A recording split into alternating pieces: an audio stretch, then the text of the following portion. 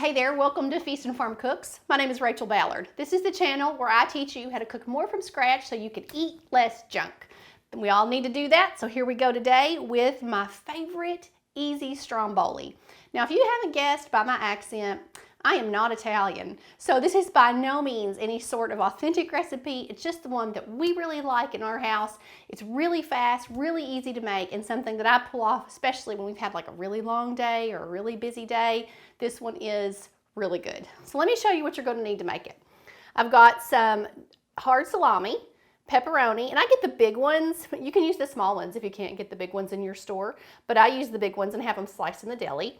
I've got some ham here, and this is actually Virginia brand ham, which we like here in Kentucky, but whatever you can get as far as a thinly sliced ham, and provolone cheese, which I think is authentic to a Stromboli, but if you don't want to use provolone, you can use another cheese of your choice. I have some pizza dough here that I have made myself because, again, in Kentucky, we don't have a lot of places to get good pizza dough. So I have made my own. If you'd like that recipe, it'll be right up here for you. And then I have a little bit of marinara sauce. You can make your own, or you can use a really good quality jarred one. Just make sure that it's free from synthetic colors or anything like that. So let's get started with our pizza dough and get that rolled out first. This is really, really simple to do.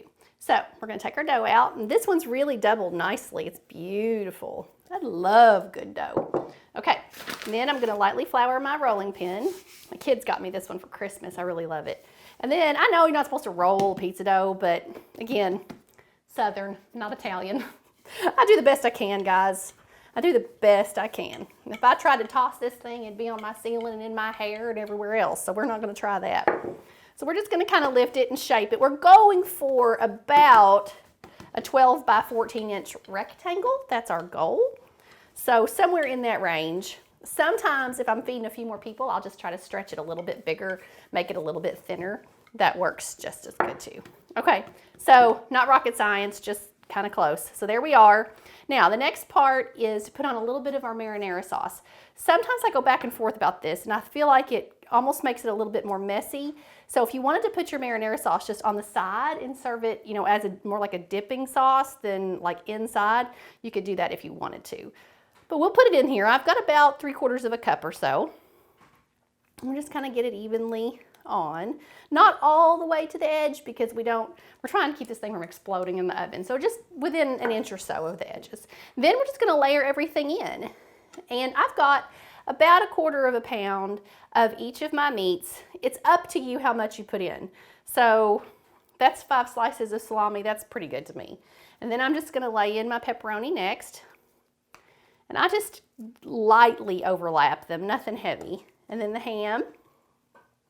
And this is pretty thinly sliced, so I'm just gonna kind of pile it up on there.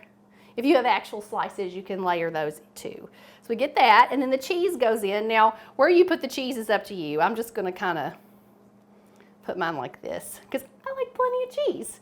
I like it oozing and gooing and doing all those things. So next thing we do is just roll it up, almost like if you were making a cinnamon roll, which is more my traditional speed. We're gonna roll these up. Once we get it all in there, you kind of have to tug it a little bit to keep everything from working its way out at the end. And then we'll just I'll just pull my edges up on my seam, dust off that extra flour. And I've got a cookie sheet here that's been lined with parchment paper. And I'm gonna flip this over seam side down and put it on there kind of at an angle so it fits. And I forgot my knife, but what I'll do is just put a couple of little slits across the top of it just to let out some steam. This is gonna go in a 400-degree oven for, 18 to 22 minutes or so until it's golden and bubbly and crispy, and then we're gonna eat it. So I'll be back in just a little bit to show you what it looks like. 20 minutes later, and my house smells almost as good as an authentic pizzeria. It is amazing how great this smells. And you'd be very smart to let this cool 5 or 10 minutes before you try to slice it, but I'm not smart, so we're gonna try to slice it while it's screaming hot. This should work out great. Let's see how this goes. Okay, so I'm gonna take off a piece from down here. And it is, oh man, I think my favorite part might just be like the pizza dough itself. It's just really, really soft. And if you want your chewier, you can always work your dough a little bit more. But you can see I've got cheese in there. If I take another slice off, that was kind of the end piece. Let's go a little deeper in. If I eat this, I won't be able to talk. Okay, here you go. Cheese pull. Here we go. But you can see all the cheese, all the meat, everything sliding around there. That's why you're gonna let yours cool before you do what I do with them. But thank you so much for being here. I can't wait to see you make this in your own kitchen. Don't forget to check out another recipe. You can do that right here. You can subscribe right over here. I'll see you later. Have a great day.